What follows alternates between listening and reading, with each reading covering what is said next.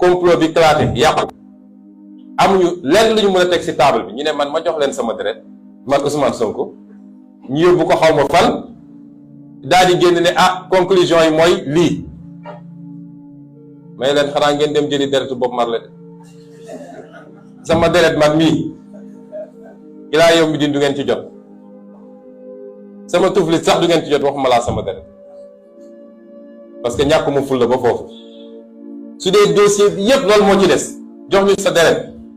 ñu dem daje ak xaw ma kan yóbbu ko ay France ak fu kenn xamul ñëw ne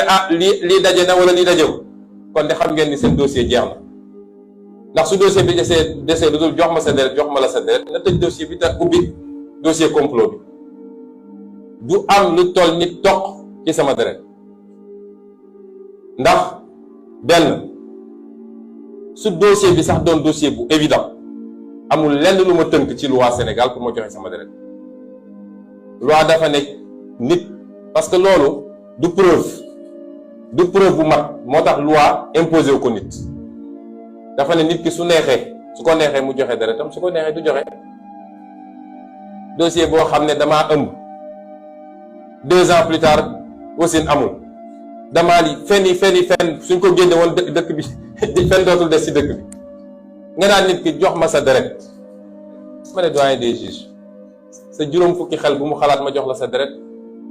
ma jox la sama deret comploteurs yi su dee nee nañ dañoo def prélèvement fan la président prélèvement bi dem Abdou Mbengue moo ko yor ak Bassirou Gueye ñoom ñu doon complot yor seen prélèvement mën ko substituer lu leen neex mun def lu leen neex ñu ne ma jox ma